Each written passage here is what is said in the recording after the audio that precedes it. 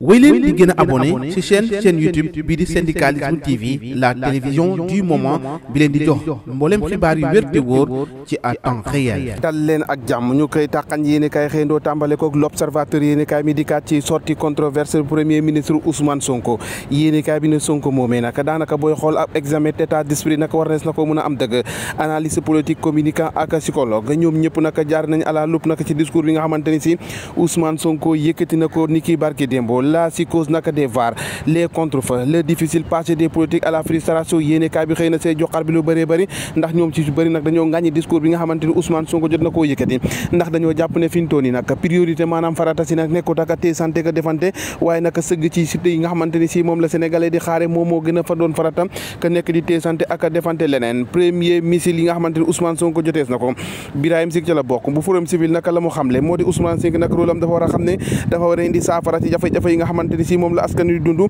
loolee nag moo gën a doon fula ji ka nekk di tee santé ak ñi nga xamante ni si moo di waa presse bi Eliman Kane bu Lex Africa nee na nag noonu duñu permettre kenn ay menaces yoo xamante ni si dafay jàll ci presse bi ak ay juge mu njaay si di leen feelu moom mooy coordonnateur ONG 3D nee na nag li nga xamante ni si Abdoulaye Wade Abdou Diouf ak Senghor amuñ ko ci taskatu xibaar yi maanaam lu ñu wax rek ñu ne gongo nag du Ousmane Sonko moom moo koy am bu yeboo nag mu xam ne fi mu toll nii liggéey bi mooy farata si ak dund askan wi Anta Babacar Ngom ci biir yéenekaay bi nee na fi mu toll nii décroché nañ ab flèche boo xamante ni si jëm na ci premier ministre ñoom ñëpp nag daanaka dañ koo ŋàññi ci taxawaay bi nga xamante ni si jot nañ ko fa amal Sonko le retour du bâton yéene kaay bi ne fi ñu toll nii gannaaw show bu nga xamante ne amal na ko ca grand théâtre politique nag ak membre société civile ñoom ñëpp génn nañu addu nag nee na fi ñu toll nii Sonko la mu war a wax ak la mu war a def moo di indi saafara ci li nga xamante ni si moo di yitee askan yi moo gën foofu nag muy defante prise en parole de public Sonko les ravages d'une communication maanaam yéene kaay bi ni Walfadjri nee na Sonko moom daanaka booy xool rek warees nañ ko mën a tàggataat ko ci kàddu yi nga xamante ni si da koy yëkkati fi nga xamante ni si ab mbooloo dañ fay dal dee ne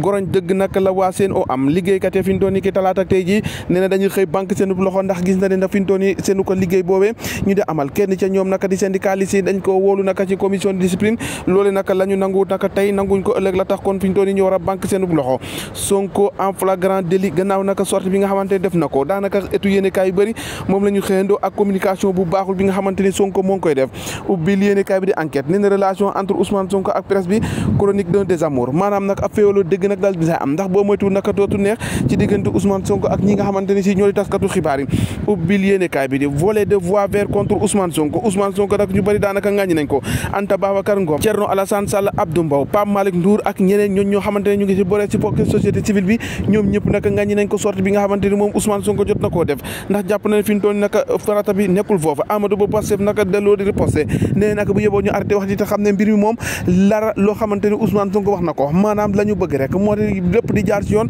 lépp di tëgg si yoon buñ ko defee naka benn ko jafe-jafe dal dee am waaye bu ñu bëggee bàyyi naka lépp laisser aller dafay doon li nga xamante ne si mbir mi du sotti de liggéey bi ñu bëgg a amal si réew mi du sotti su ko defee naka fi ñu toll nii daanaka mbir mi du mun a sotti conseil d'administration de bu OIT le Sénégal élu pour un mandat de 3 ans yéeni cabinet moo di giro élu nañ ko membre titulaire idem pour Amidou Diop foofee naka ca conseil d'administration bu organisation internationale du travail loolu naka ab jéego la boo xamante ni si daanaka mun na indi saafara ci ak yelleefu liggéeykat yi yéeni cabinet l'informateur nee na population ak plusieurs communes naka yoo xamante ni si ñoo ngi leen servir ci secours député si boobee jamono naka jotee nañ ab